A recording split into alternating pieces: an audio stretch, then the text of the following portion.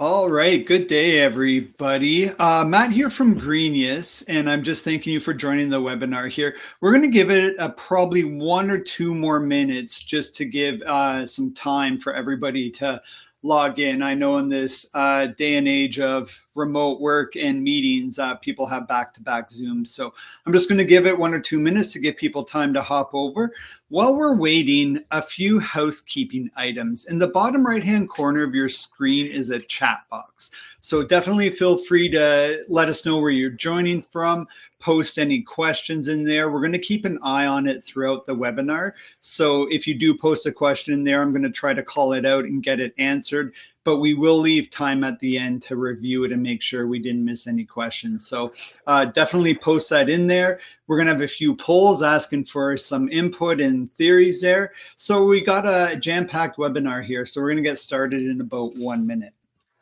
I'm going to throw my email in the chat. So as well, if you have any questions after the fact and you want to email me, feel free to join that, send an email to me there. And you know what? I'll actually throw my LinkedIn there too, in case you want to connect with me that way. I do get a lot of chat questions in there, so it's another great way to connect with me.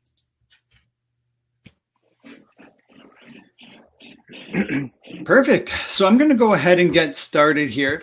So we're going to go through really 5 costly mistakes your new landscaping hires are making at your business. So when you hire an employee and you're not training them and they're showing up, what are some big things and issues that they're really causing for your business and the impact they're having on your business? So we're going to go through a lot of that today. And I wanted to introduce Jay Murray as our guest speaker today. Jay has been my mentor for 15 plus years. He started Greenius. He was one of our co-founders. Jay he also owns a large landscape company. I'll get him to do his own introduction there, but they have 120 plus employees, and he really saw a need for a training platform. So he reached out to me, and he showed me all his ideas, and I was going to do the technical side of things. And Jay brought all the industry experience with him. So together, Greenius was born. So Jay was a co-founder of Greenius. He co-founded TLC Landscaping, and now he's an executive at Shill. So welcome, Jay, and thank you for joining us today. Thanks, Matt. Yeah, I can't believe that was more than 15 years ago, because we spent a year or two in development before we launched the product. But it's nice to see you again, Matt. Yeah, I'm Jay Murray. I got into the landscaping business when I was 19 years old. That's 40 years ago now. And plodded along for quite some time.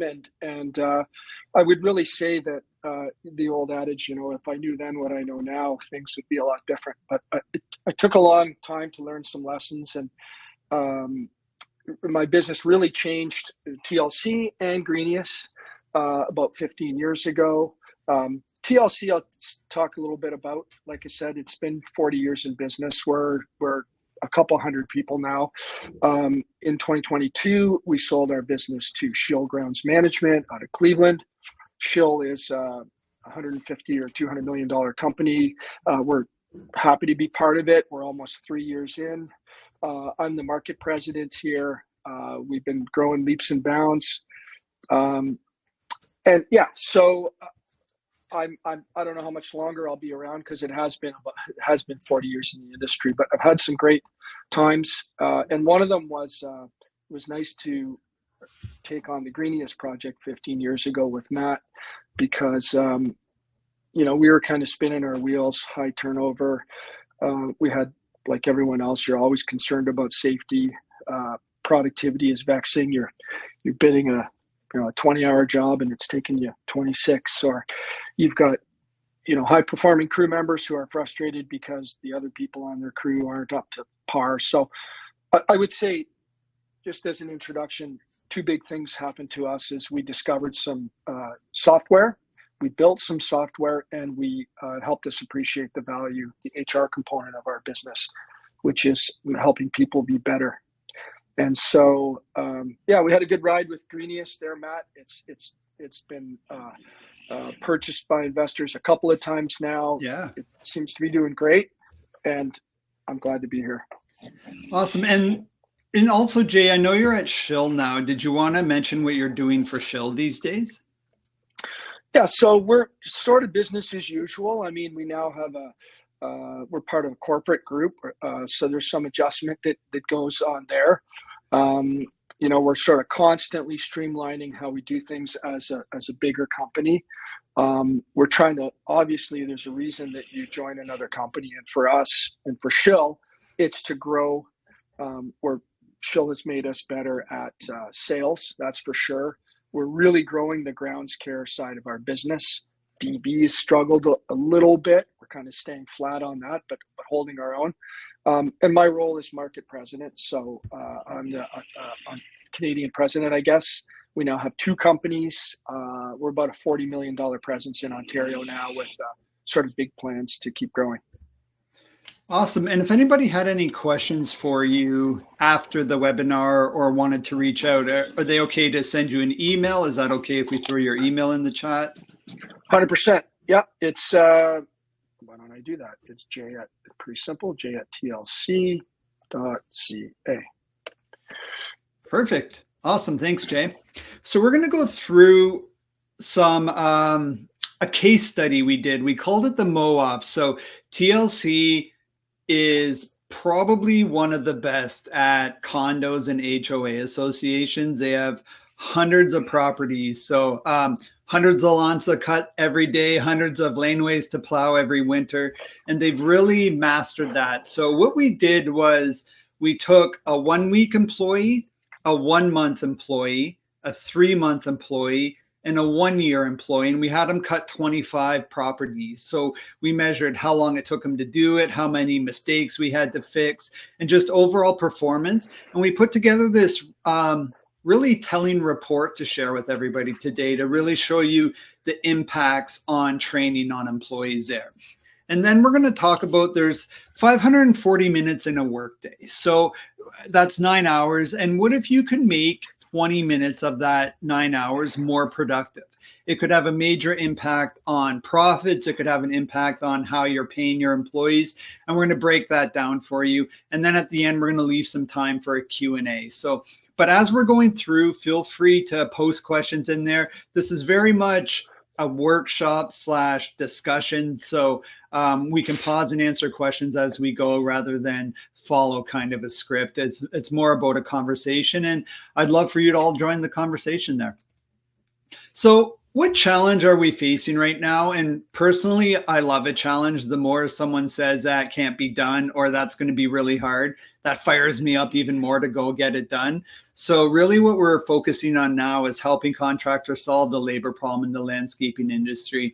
And here at Greenius, we're having some success with this. So I have 2 contractors I spoke with in the last few weeks. One have reduced their employee turnover by 20%, and the other one was in the high 50s, and they've got it now down into the teens. So they're doing this with training, with career paths, with employee development, and all of this rolled up is starting to solve the labor problem they're facing. They're getting better applicants for their jobs. So I've just started to gather all the patterns I'm seeing, and I'm starting to share it with everybody. We've talked to hundreds of contractors out there, so I'm kind of amalgamating all this content, and I'm putting together these webinars. And I really remembered this MOAF stuff, so I thought it'd be a great value to share with everyone. So this is a quote Jay shared with us. I remember this quote, eliminate waste and rework. Jay, do you want to talk about this? Yeah, I met Scott Rickman just after 9/11. I hope everyone knows what 9/11 is, but anyway, I met him at a conference in Arizona, and at the time, he was running a $100 million plus business when that was a lot of money and that was a big deal. And he basically said there's just one way to make money in the landscaping business, one way, and that's eliminate waste and rework. So we all think, oh no, it's better equipment, and it's better sales, and it's better landscape design, and it's technology. Here we are, we're talking about how great technology can be, but really it's about eliminating waste and rework on the job. So getting on a job, you bid 10 hours, getting it done in 10 hours the right way the first time. And so, I was kind of shocked by that, but over the last 25 years, I've just realized it really is the only way to do it. So doing it right the first time, planning it right. And so training people to do their jobs is the obvious place to start. I remember we were preparing for this webinar and we were kind of talking that over the last 15, 20 years, like cutting grass really hasn't changed that much. Like there's battery powered mowers, but essentially the equipment's the same. And really the big difference is the people operating them. Mm-hmm. Yeah. One of our partners, probably our most successful partner company, is Enviroscapes out of Canton and Youngstown. I think they have 4 or 5 branches. And Todd always says, we make long grass shorter and we move snow into piles. Like it's just really simple, but it's not easy. Yeah, I remember, I know it used to be called GIE Expo, and I remember walking the show floor and every equipment manufacturer was just packed with people. Everybody wanted to see the newer, faster mower, but it's really investing in the person operating that equipment that'll make the difference, not the faster mower. That just a faster path to mistakes now. Mm-hmm, mm-hmm. Yeah, I kind of, I think there's 2 pathways, and one of them isn't equipment. There's 2 pathways to success, and I call it HURT. So it's HR and it's IT. And if you have good information technology and good HR program, system, pay scale, onboarding, training, retention, employee engagement, all those things, if you can win on those 2 fronts, the equipment and the sales and all the other fancy stuff doesn't matter. It's getting those 2 things right. I think HR is most important, and IT is a close second. I really like that HURT. I haven't heard that before. I'm going to steal that going forward. Just so you know. Go nuts. So this is just really setting the stage for what we're going to talk about. But labor is 40 to 50% of your revenue or higher, depending on your business, and it's arguably your biggest expense, right? So it's where you can have the biggest impact. So we're going to show you how you can really start having an impact on that. And we're also going to show you how a single new employee could be costing your business $1,500 a month in lost productivity and fixing mistakes. And we got some data there from that MOAF. So we're going to go through this a bit, but I just want to call this out and keep that on your mind, that you're spending a lot of money on revenue, so you want to be protecting that investment. So since we're talking about maintenance and grounds care for our MOAF, we just wanted to talk about really what are the good keys to good ground care. And Jay has a ton of experience here. So Jay, if you want to share a little insight on this for us. Yeah, so that there's so many facets to our business: the snow, design, build, bid, build, grounds care. I'll talk about summer grounds care because that has the lion's share of the industry, and it's probably the bulk of what most of us do. It certainly is the bulk of what we do at Shill. And in fact, we as a company now, Shill Grounds Management, we like it because of its routine nature, because it's recurring revenue, because of, again, it's simple, but it's not easy. But certainly, showing up at the same property, like think about grounds care for a minute, Matt. You pull in, for us, you basically pull into the same property, the same time every week, Tuesday morning at like between 8:05 and 8:10. You typically park in the same spot. Hopefully you have the same crew.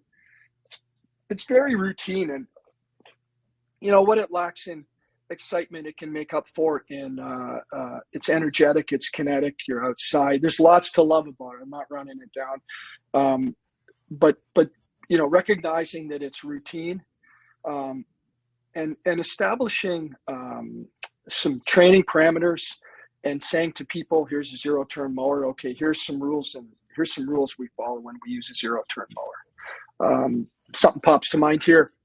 I think it's the folks at Rupert. Forgive me if I've misquoted the company, but one of these major companies in the U.S., for example, they don't allow anyone on their team to use a trimmer upside down to edge walkways.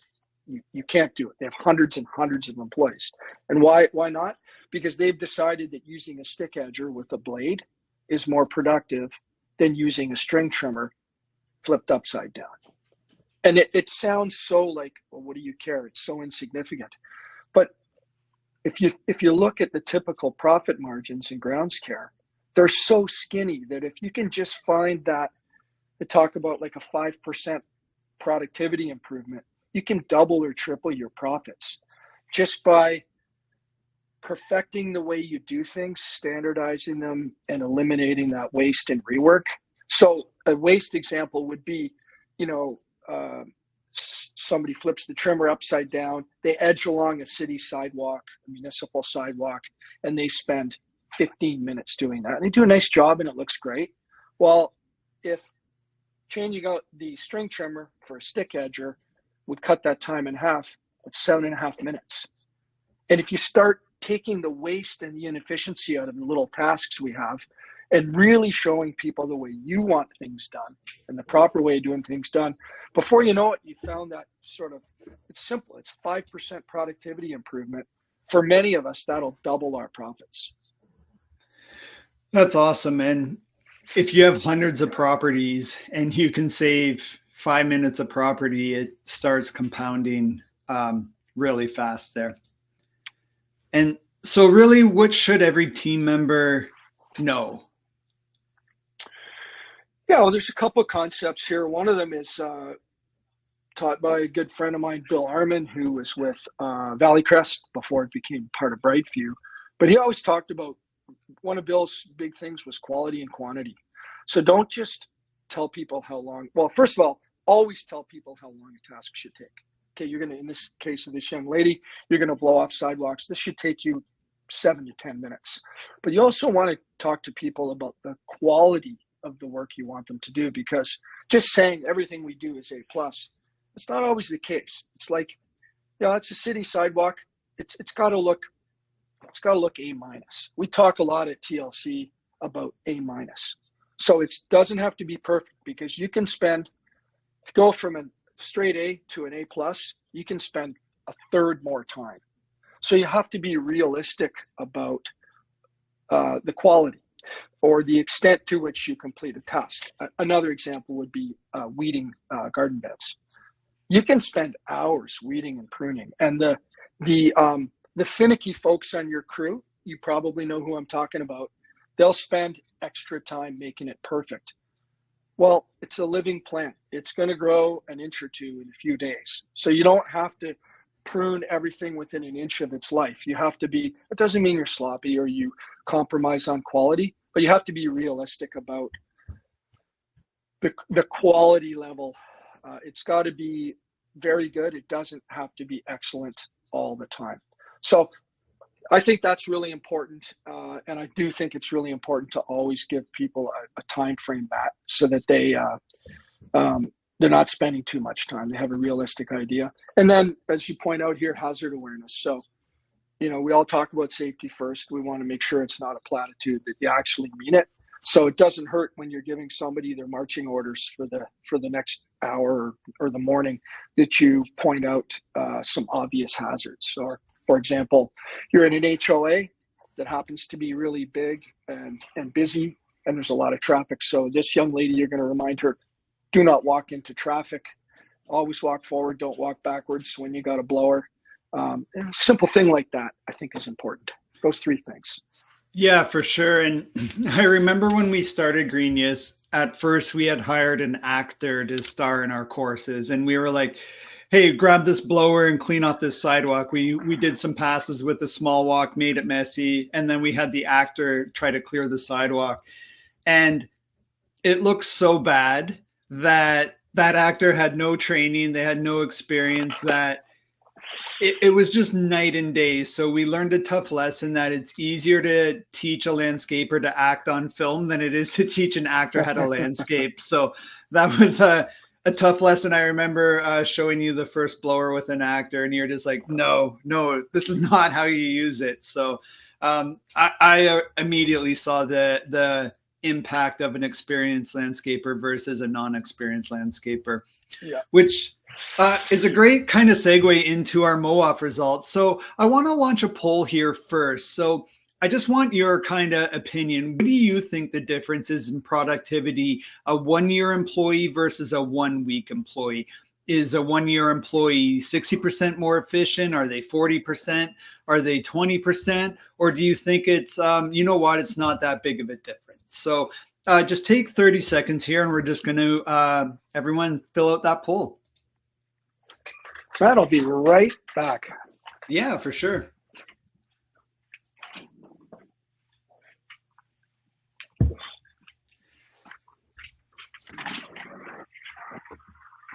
We'll give everyone kind of 10, 15 more seconds here.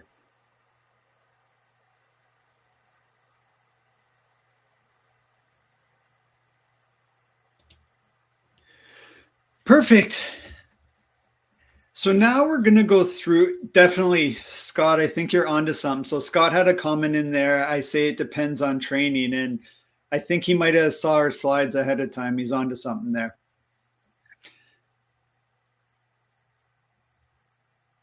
I'm going to go ahead and continue on here. So basically, the criteria we went through for the MOAF, TLC, like I said, does a lot of condos and HOAs, associations. They do hundreds of properties. So we took a bunch of units and we measured time to cut and service that those units. So we had 25 front lawns that were cut and bagged. And we took a 1 week employee, a 1 month employee, a 3 month employee, and a 1 year employee. And we kind of measured the time taken to complete the task, the time taken to fix mistakes, and we generated this total time metric. And the results are kind of shocking. The 1 week employee was 200% less effective. You only did a third work. It was B quality work. And there was more mistakes, more rework, more issues to go back and fix. The 1 month employee was 50% less efficient. The 3 month employee, they're starting to get there. They've done that 90 days, but they were still that 33% less efficient. So some metrics around that number. So around $21 an hour times a burden. So at 50 hours a week, if you take those inefficiencies and you plot them against our hourly wage, that's about $350 a week in lost efficiencies.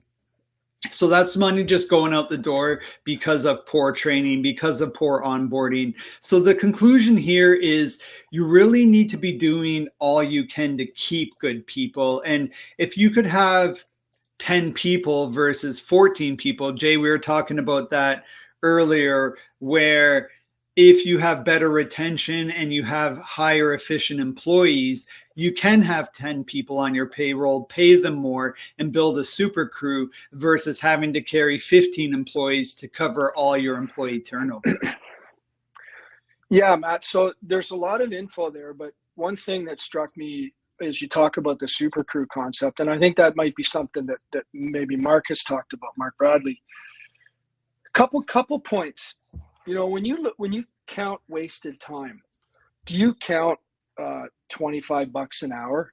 So let's say you have a 3-person crew and they work 30 hours in a day, and they're 10% inefficient. They've just the waste and rework is 10% of their day, so it's 3 hours. Well, is it 3 hours at $25 an hour, or is it 3 hours at $65 or $70 an hour? So the conservative way is to count their hourly wage as their waste. But in truth, if you have a given crew, the crew A and crew B, and crew B does 10% more work in a day, they don't do it at $25 an hour. They do it at their charge-out rate of $60 to $70 an hour. So it's really quite astounding.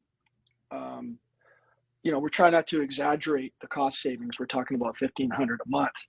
But I mean, a 3-person crew probably bills about, for us, about $35,000 a month. And if they can do, you know, 10% more work with the same quality, just 10% more work, that's $3,500, and that's pure profit because your expenses are already paid. So there's some really I want to say low hanging fruit, but there's some really tempting opportunities if you can improve the productivity of your crew. The other thing that strikes me, Matt, is that the productivity differential between two different people. So if you think about everyone out there, if you think about, say, your best people versus your new people, your best production people are probably underpaid. They're probably only making 20% more than the brand new person. And in a day, they theoretically produce, well, you've seen some of the data, they produce between a third and 100% more work than a brand new person. And you're only paying them $5 an hour more. And so, you know, if you're a 10-person company, for example, if you, instead of turning over 5 of those positions every year, what if you only turned over 2 of those positions every year, or 3 of those positions? And so if you can, the best companies, and I see them all the time, they don't have high turnover. And the reason they're the best companies is because they manage their turnover through, you know, positive workplace, good training, good pay. Don't underestimate the value of a dollar. They limit their turnover, and they've got these super crews, these really productive crews that just get more work done in a day at a higher quality level. And the impact on your bottom line won't be 5% or 10%. The impact on your bottom line can be literally, you can double your profit by improving on the HR component of the challenge. And I agree with that. And I've seen it firsthand because we filmed, I would say 80% of our Greenius content with TLC crews over the years. And I would show up at a job site, and I tend to be there just before the crew would arrive on site, on a maintenance site, for example, and the crew would show up. And I'm not joking, within 5 minutes max, like everyone's off doing something. Like people knew what equipment they were grabbing as soon as they got to the property. Someone would go to the small walk, someone would grab trimmers, somebody's like, everyone knew exactly what was expected of them. And they were often working within minutes. And then they knew where the site was set up. They knew where to put their waste. They knew where the fuel was. Like it was just, signs were out for the trucks. Like but it happened so fast. So I've seen the power of these systems in action. And whenever I'm with a non-TLC customer and I said, well, hey, TLC did it this way, take it or leave it. But I've seen it firsthand, and it was incredible to watch. So hats off to you there. Yeah. The again, that's back to that routine service part, eh, Matt? Like, and it's funny, it makes me think of something, which is back in the old days, you'd have, say, a 4-person crew, and they might be 1 person short. Maybe somebody's quit or been dismissed. And I would hear often people say they don't want a 4th person because that new person slows them down too much, or they spend too much time training them, keeping an eye on them. So imagine a crew. Now, great, if 3 people can do a 4-person job, perfect. But the truth is that crew probably needs that 4th person.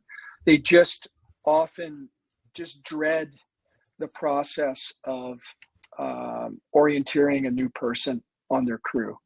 So A, try to limit your turnover. B, if you do have to, if you have new hires, you got to have some kind of system. Hopefully it's Greenius, but some kind of systematic way to get them up to speed so they blend in with that crew, that super crew you talked about, Matt, quickly. I agree. I think, and I say the same thing, whether you use Greenius or not, you need a training and onboarding program. Whether it's just a checklist on a piece of paper or some sort of way to measure somebody or set them up so they get up to speed as fast. And it's an issue of culture too, right? So crew leaders get frustrated when they constantly have a new hire on their team and they're getting shit because their job's not done that week, or they got to work Saturday now because their route went slower that week. So it starts building this culture of frustration. So it's one way to chip away at that too. Mm-hmm. Totally agree. So here's a little bar graph of the metrics there. So an experienced 6-month employee they're starting to reach that productivity. They're in their groove with very few mistakes. So they're hitting that kind of sweet spot where we want to get everyone to that point as quick as possible. So that new employee with no training, and I've talked to thousands of contractors over the years of trade shows, events, and the most common question I ask is, what are you doing for training? And they would say, well, we hire a guy and we put him on the crew and we just hope for the best, right? And that is by far the most popular answer. 99% of the time is they rely on that on the job training. And they hope the crew leader's onboarding them properly, but the crew leader might not be good with people. They might not be checking every box, and or they just don't have time to onboard that person properly. So the mistakes start creeping up because people are afraid to ask questions. They don't want to look like they don't know what they're doing. So those mistakes are really high. So you got damaged equipment, you got wrong fueled equipment, you got damaged customers' property, you got people backing into cars with blowers. So all this mistakes start creeping up, and you have to use your profits to pay for that. So if somebody writes off a mower engine that needs repair and that's $600, at your 10% profit margin, that's actually a $6,000 mistake. You got to go out and now sell and service that $6,000 to go fix that.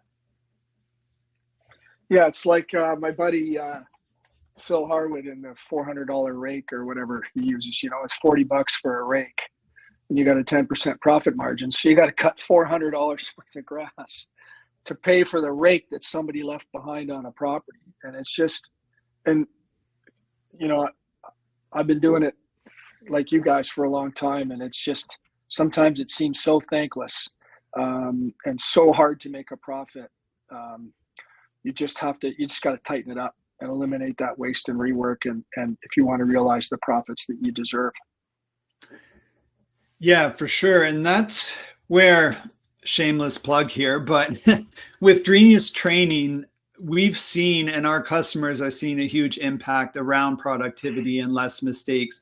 We had one customer that wrote off 6 mower engines. They rolled out Greenius. The next year they wrote off none. We had one employee with 65 employees. They've now gone a year and a half with no employee injuries. So now they're starting to get better insurance rates because they're having less activity and less claims on their insurance. So again, whether you use Greenius or not, I can't stress enough that training has an impact on profits, on waste, on rework, and it's really one of the biggest things you can be doing. Well, Matt, before you jump ahead, Matt, I just you got me thinking that, you know, back in the day, everyone, when we started Greenius, it used to be called LS training. It used to be called landscape safety training. That's right. And you know, safety is essential. Everyone agrees. It's just not that sexy, and it's hard equating safety and profitability. Safety is just something you have to do, whether it's profitable or not. The truth of the matter is, you're probably running pretty safe operations already. I'm guessing most of the folks on the call today, you know, knock on wood, are pretty careful, and they're hiring sensible people, and they have good equipment, and they're not having a ton of serious accidents. But all the leakage, all the waste and rework is something that's common to all of us. Like, if we're not showing new people how to do things the most efficient, productive way, it's costing us money. So, you know, we came up with Greenius probably 10 years ago or 12 years ago, and we were just trying to show the genius of training and the impact it can have on your, I guess there's a play on words there with green. Yeah. But the impact it can have on your bottom line. And it's not just clever marketing. We mean it. We think that the biggest impact you're going to notice is on productivity. Yeah, for sure. And I just want to call out a question that came up here. Should employees be recertified in all the courses annually? And I do recommend you check in with everyone once a year for 2 reasons. One, your training records are up to date. So if you ever have an accident, you can say, hey, we did training within the last year on that topic. But then on the flip side, experienced employees learn how to cut corners. So they know how to take guards off to cut bigger areas. They know how to make the mowers go faster. So it's good to check in with those employees and just make sure that, hey, safety is something we care about, best policies are something we care about here. So uh, that's I do recommend annually, but you can be selective. Like you don't have to go fully in depth, start over from scratch. Just do a field checklist with the employee, have them go through PPE operation techniques, spend 5 to 10 minutes and just get them kind of re-verified every year. And it's a culture thing too, for sure. Well, and Matt, if you go back in the day when we were figuring out how to merchandise what we're selling here, I think we realized that when people pay a flat rate every month, a little bit every month, they now have a tool at their disposal that they can use as much as they want. And encouraging people and companies was something we repeatedly did to make Greenius or make your training system part of your culture, so that it's just not something you do every April or March at the beginning of the season. It's something that you do all the time. Everybody gets the same training. I think that's really important. Yeah, and Stephanie also said like they have some long-term employees that moan and groan. But if you can create a career path at your company and tie the training into it, so say, hey, look, you got to do these 20 courses in Greenius, you got to show up 90% of the time, you got to have your PPE, you got to have and create all these check boxes and create an employee development program. And hey, if you do all this, you're going to get a raise at the end of it. It's driving engagement that way. So just build that kind of career path in, use Greenius as part of it, and you'll get a lot more buy-in because now they know, hey, if I get all this done, and they're learning new skills and they are going to be more productive. So they are bringing a lot more value there. Mm-hmm. So these are just costly mistakes that anyone can make. The other one was an employee actually filled a diesel truck with straight gas. So the cost of that ended up being $4,700. That 10% profit margin is actually a $47,000 mistake. So it's just the power of showing them how to fuel correctly and also putting those stickers on the equipment to let them know what fuel to use. Broken crankshaft in a large walk, repairs $1,500, but again, it's actually a $15,000 mistake there. So new employees might not know how to take them up curbs properly, or look for objects hidden in the grass, or they ride the machines too hard. So it's just worth calling out this stuff you take for granted. I remember Jay used to say this, and it always stuck with me. You're like, we used to think people are just knowing how to cut grass. Like we would just take that for granted versus actually training them about how to use the equipment properly and such. So that always stuck with me. So I want to talk about here. So Jay, this goes back into what you were talking about earlier, is really there's 540 minutes in a day. And what can we do to try to find that 5%? What are some items that you would recommend on how we can be more productive? Yeah, so, a big one is I think there's a company that we visited, maybe Teddy Russell. They had a thing 8 out the gate. I forget how many crews they had. They had 40 or 50 crews. They would get out the gate in the morning, and forgive me, Teddy Russell, if I've misquoted your company. I don't mean to, but it was really impressive to watch 40 crews, 50 crews leave the yard within 8 minutes every morning. So morning prep time, drive time, break time. I mean, that's probably 15% of unbillable. That's 15% of your day, and it's unbillable. There's nothing more, if you're a neat and tidy order process guy like me, there's nothing more disconcerting to come in to the yard in the morning and see chaos. To see, there's 4 people on a crew, and there's all four of them scrambling around getting the trailer ready in the morning. And so just starting your day right is simple. And, a TLC, we call them shop stewards or yard stewards, and they work overnight getting our trailers ready. And now we don't do this everywhere at Shill, but we do it at TLC, and we're convinced that it saves us a fortune. And that is nobody fills a gas can, nobody sharpens a blade, nobody does anything to prep a trailer.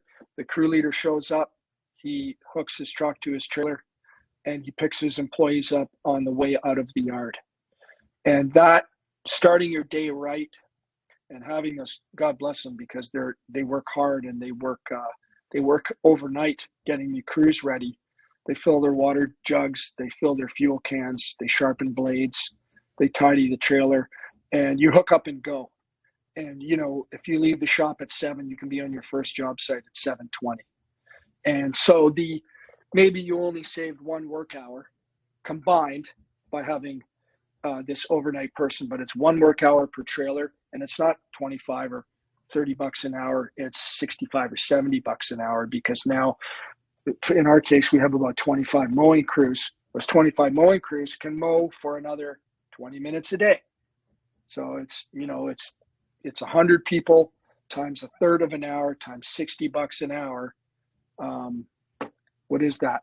That's $2,000 a day, and that's profit, because you would have paid them anyway to burn that 20 minutes scrambling around in the morning. So some really impactful things you can do. That, what would you call that? You're calling that eliminating waste, or you're just basically eliminating waste. The other thing is a major source of injury in landscape is yard accidents.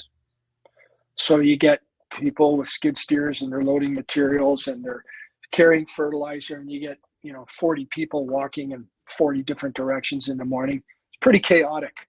So managing your morning yard activity is helpful. If you can't manage having a yard steward, what you can do is maybe have 1 or 2, or even just the crew leader comes in, gets the crew going in the morning, and that can have a really big impact on your bottom line.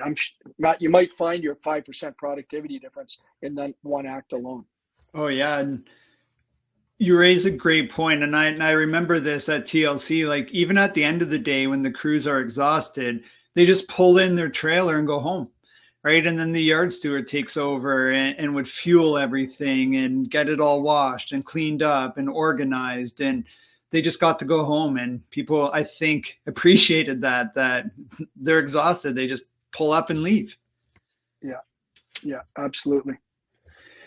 Awesome. So by getting that extra kind of 27 minutes back, can you kind of run us through what that's worth? Well, again, I mean, you've got a skid steer here, so hopefully you're charging that out at $100 to $150 an hour. For us, it's $135 an hour. And so getting more productivity out of your construction crew, is more challenging than a mowing crew, but there's higher stakes. We had a 2.5 hour design build meeting this morning, and we talked about productivity. And, I don't know if you're like us, but, we bid 1,000 hours on a construction job, and you spend 1,300, and it happens to us, and you're just scratching your head. You're just like, what do we do with that 300 hours? And, we work pretty well as a team, but, you could have theoretically the foreman or the crew leader blaming the sales and design person, and you could have the sales and design person blaming the crew. But more so on DB, it's much easier to go over budget. And there's just, I know LMN has spent tons of time on this very topic, and I'm sure most of you who do DB are focused on it. I just can't say enough about how important it is to be highly, highly organized on design build. Every day is different. Every day you got different materials. Can you get a yard steward to get the trailer ready? Probably not, because it changes every day. So it really is a different business. Matt, to reflect on your slide here, though, that $2 to $3 more an hour. I think highly paid people do highly paid work, and getting competent, organized people on your team, especially on the DB side, is really hard, and can really, really pad your bottom line if you can conquer that. Yeah, and I think you raise a great point, because everybody wants to be paid more, and it's a big ask of all the workers is how do I get more money? And then I talk to owners and they're like, well, I want to give them a raise, but how do I afford it? Right. And the answer is, Yeah, well, you got to be more efficient and productive. yeah, yeah. You don't have to be much more efficient. Uh, a 5% productivity improvement. I mean, I don't know. You say you spend 40% of your revenue. We'll go back to a mowing crew for a minute. Spend about 40% of your revenue on wages. Well, if you can get 5% more productive, you can give, I mean, you can figure this out, a 10 or 15% pay increase. Now you say, well, why would I want to take all my productivity savings and just give it to employees? Well, imagine if you're someone struggling and you're paying $19 an hour for mowing. Imagine the quality of people you could find and retain if you paid $22 or $23 an hour. A guy that I follow, he's in a bit of reputational trouble now, but it's Frank Stronach from Magna Auto Parts. I think they have over 300 auto parts plants around the world. Remarkably, astoundingly successful manufacturing company. And Frank Stronach writes books, and one of them I read, I can't remember the name of it, but he talked about every market they go in, they find out the median industrial wage and they pay it. And if you're on the low side of that median, so if the median industrial wage is $26 an hour and you're only paying 22 or 23, guess what? You're always going to be looking for employees. Whereas if you're at or slightly above the median industrial wage, you're generally going to be fully employed, fully staffed, because people aren't jumping ship. Now, that's Magna plants typically aren't unionized, but they're inside industrial. Like, that's hard work.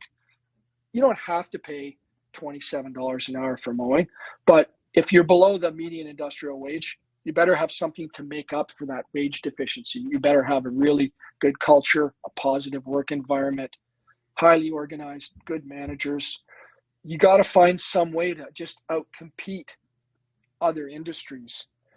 And so there's money on the table. If you have waste and rework, and we all do, but if you have some manageable waste and rework that you can cut back on, you can either improve your profits, you can pay more, which will improve your retention, and you're kind of into a virtuous circle now of productivity and profitability, all related to how you're treating your team members. That's awesome. There's a question came in from Susan. A quick question: does your 135 per hour include the operator on your skid steers? Yes. We're big believers in LMN. There's a lot of good systems there, but we have we don't separate the operator cost from the machine cost. We just try and keep that simple, and that's our rate whether you're on a $40 rake or a $80,000 skid steer. It's the same rate per hour. Awesome. So we're gonna launch another poll here. How do you approach training and upskilling at your company right now? Are you strong in this area? It's a big priority. Or you have a plan, it could use some enhancements. You see the importance of it, but you just don't know where to get started, or you just don't have the mental space right now for this. So I'll tell you what I hear the most important answer is that they see the importance of it, but don't know where to get started. But I'm curious to see where the majority land on this one. We'll give this one kind of 10, 15 more seconds.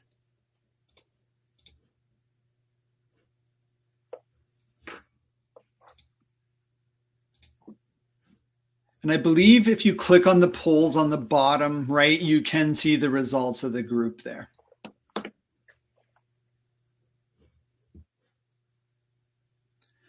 Awesome. Where am I looking, Matt? Where are the results? Sorry. On the bottom right-hand corner of the browser window, there's chats, questions, and polls, I think, on the bottom there. Okay. So what did you find out from the latest survey, Matt? The majority have a plan, but it could use enhancements. I see that now. Okay. And we do have a question in here. I'll turn it over to you. When do you suggest having an employee do the Greenius training? Do you have them do it at home, at work, on their lunch, a rain day? How did you find you made it work, Jay? Yeah, I'm a bit out of that loop, but the last I can recall, we give people the opportunity to do it at home at their own pace and their own time. Um, there's no one sort of more nervous than a brand new employee, especially a young person who might not have a lot of work experience. So allowing them to learn at their own pace, um, I think is really important, and having them show up, because you know what our bad habits are, right, Matt? I mean, Oh yeah. us included. You need a body on a crew, and you need them there like yesterday. So for goodness sake, allowing them to spend the night before or a couple of nights before learning about the equipment they're going to use is really empowering, and it creates a comfort level. And I really believe that it cuts down on that first 3-day attrition rate problem. Often that's we've made a bad hire. It happens to the best of us, or we haven't made a new person feel welcome and comfortable on the job, and a little bit of training like Greenius is really important. So, And do you pay new hires for training? And if they do it at home, do they get paid for doing the training at home?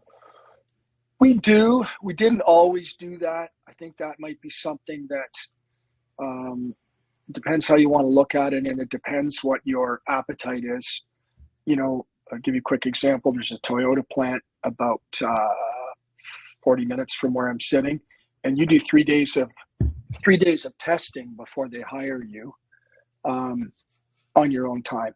So people look at it different ways. I would say this: if you're doing no training and you're concerned about it and you don't have the budget for it, you haven't got your mindset, I would just encourage people to throw out the online part where somebody can, it's a pre-employment test, if you want to look at it that way. Certainly though, when you're on the job and on the property and you're doing your checklist, we think you should be paying people for that. But it's still, we pay people for all their training. Awesome. And really, just to bring it full circle, we can solve this labor problem. People are doing it. They're doing it through better recruiting, through better training paths, through employee development, through culture. And we are seeing a shift where if you call out you have training and career paths in your job ads, they're seeing more applicants. And then if you don't just say it, but go do it, our companies are seeing drastic turnover reductions now, so they have to hire less. So the problems are getting better, and then they can start building these super crews. So it is starting to shift, and we are starting to see some good changes there. So this is just a quick question. If you want someone to contact you about Greenius, just yes. Or if you just don't want anyone to contact you, but you want to get any of our updates or our email list, feel free to select that one. If you just want us to leave you alone, just click no thank you there as well. We do have an offer as a thank you for joining the webinar today. You can get 2 months of free for Greenius if you sign up now with that code. So what you can do is use it to get all your spring hires up and running on Greenius. Maybe you start with just your new hires. You want to get them trained up on the equipment, fueling and such. It's a great way, or finish up your winter cleanups. So it's a real good opportunity. That's good till April 4th. So I just wanted to call that out, but you can copy that code and it will be sent out to everyone after. You'll get this recording emailed to you. Normally it's within a few hours, but you should have it within 24 hours as well. And you can watch it or share it with your team as well. One book I want to share with everyone, it's called Fire Your Hiring Habits. And this book is awesome, all about hiring, building culture, retaining employees, especially after the COVID shift. The COVID shift started changing the workplace, and this book really addresses it really well. It's a quick read. I highly recommend it. So if you're looking for a great resource, this is always a book I recommend everyone reads. I really enjoyed it, and it has lots of great information in it. Great. So that's it. We're at time here. I can hang out for a few more minutes if there's any more questions. But again, thank you very much for joining today. I know we're starting to hit the busy season and everyone's starting planning. So thank you for taking the time and joining us today. And Jay, Thank you for your time. It was awesome to connect with you again. Good luck this season, everybody. Matt, it was great to see you again. And thanks for listening, everybody. I love this business, and I hope you all have a great year. Oh, and Jay, what email? I'm just going to throw your email in the chat. Is it jay@tlc.ca? Yep. Okay. JAY. Yep. Perfect. So there's Jay's email. If you have any questions for Jay, feel free to email him. Or if you had any questions about what Shill does or future exits of your company, or you want any advice there, Jay has lots of experience with that as well. So also reach out to him there too. Thanks for the plug, Matt. Yeah, no problem. Good to see you again. Thanks. Thanks, everybody. Have a great day. Thank you.